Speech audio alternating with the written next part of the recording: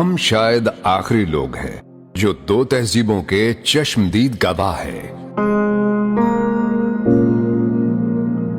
ہزاروں سال سے چلی آ رہی تہذیب، سرخ رنگ کے پوسٹ باکس میں خط ڈالنے سے لے کر آرٹیفیشل انٹیلیجنس ٹیکنالوجی کے کمالات دیکھنے والے ہم شاید آخری لوگ ہیں۔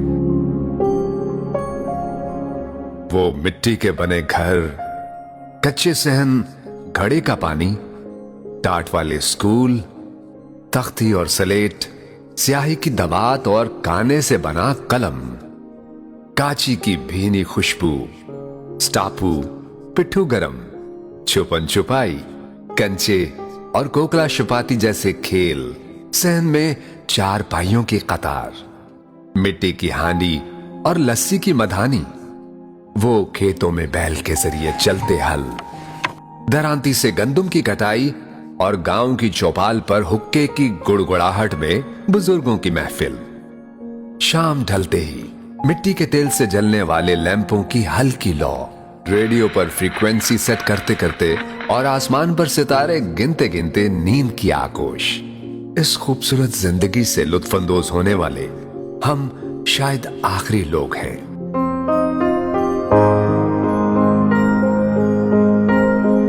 1950 سے لے کر 1990 کے درمیان پیدا ہونے والے ہم خوش نصیب لوگ ہیں جنہوں نے ہزاروں سال سے چلتی آ رہی اس تہذیب اور روایات کو دیکھا ہے۔ جب استاد کا ڈر اور احترام حد درجے تھا اور ابا جان گھر میں داخل ہو جائیں تو احترام میں سکوت طاری ہو جاتا تھا، بہو بیٹیاں دوپٹہ سنبھالنے لگ جاتی تھیں۔ ہم وہ آخری لوگ ہیں جو باقاعدگی سے پو پھوٹتے اور سورج کی پہلی کرن دیکھتے تھے۔ ہم وہ آخری لوگ ہیں جو عشاء کی نماز کے بعد نیند کی آغوش میں چلے جاتے تھے۔ آج اسمارٹ فون نے نئی نسل سے راتوں کی نیند اور سحر خیزی چھین لی ہے۔ آج ہم پرانی اور چھوٹی اینٹوں سے بنے پرانے بوسیدہ مکان اور لکڑی کے کواڑوں پر لگی زنجیر والی کنڈی دیکھ کر اشکبار ہو جاتے ہیں۔ جب ہم جدید ایئر کنڈیشنڈ گھروں سے نکل کر کبھی پرانی گلیوں میں چلے جائیں تو ہمیں ایسا محسوس ہوتا ہے کہ ہماری روح یہاں بھٹک رہی ہے اور ہمارے بے جان جسم جدید سہولتوں والے گھر میں صرف شو پیس کی طرح سجے ہیں۔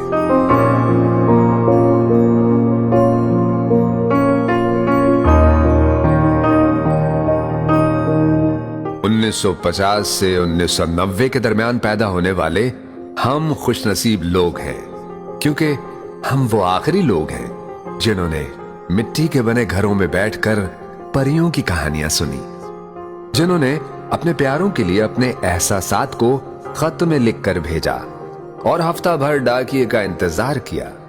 ہمارے جیسا تو کوئی بھی نہیں، اور ہم وہ آخری لوگ ہیں جو خط سے موبائل تک کے سفر میں قدیم سے جدید ہو گئے۔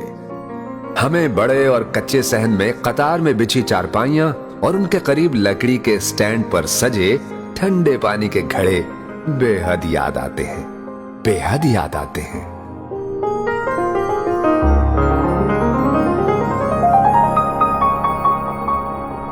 گاؤں کے چوراہے یا شہر میں گلی کے نکڑ پر دکان جسے ہم ہٹی بھی کہتے تھے، بچوں کے لیے سب سے بڑی سوغات مرنڈا، ٹانگری اور بغیر ریپر کے رنگ برنگی دیسی کینڈیاں، جبکہ بڑوں کے لیے بنٹے والی سوڈا بوتل ہی سب سے بڑی ریفریشمنٹ ہوتی تھی۔ اب اس کی جگہ پیزا، شوارما اور ان گنت فوڈ برانڈز نے لے لی ہے، مگر ہٹی پر جانے کا مزہ ڈپارٹمنٹل سٹور کی چکا چوند ہلچل میں موجود نہیں۔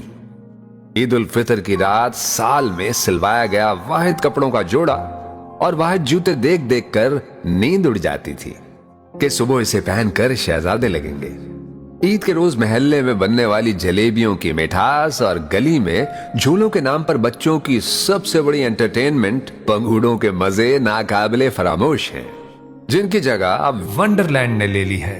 کیا زمانہ تھا جب مائیں خود بچوں کے کپڑے سیتی تھیں، بازار سے ان کے گولے منگوا کر سارا دن جرسیاں بنتی تھیں، لڑکے لڑکیاں درختوں پر باندھی گئی پینگ پر اونچے اونچے جھولے لیتے تھے، یا بچیوں کا سب سے بڑا شوق کپڑے سے گڑیا گڈا بنانا اور ان کی شادی کرانا تھا۔ سادہ سی زندگی مگر खुलूस से भरी जिंदगी। घरों की दीवारें छोटी होती थी मगर हया का मयार ऊंचा था। शाम को खवातीन दीवार के उस पार पड़ोसनों से हाल अहवाल भी पूछ लेती थीं। दीवारों से जुड़े ये रिश्ते व्हाट्सएप मैसेजेस ने छीन लिए हैं।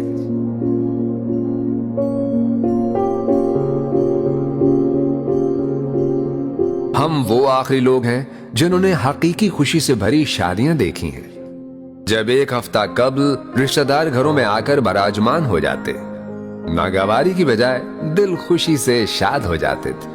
सादा मगर खुशी से लबरेज रस्म रिवाज, बारात और ढोलक पर घर के सहन में बड़ी बियों की निगरानी में खानदान और महल्ले की लड़कियों और खवातीन के रिवायती गाने, और घर के सहन में दूल्हा के सेहरे की तकरीब और घड़ोली की ना भूलने वाली रस्म। अब मॉडर्न शादी हालों में स्टेटस का मुकाबला है। शादी की वो रिवायती रौनक नापैद हो चुकी है।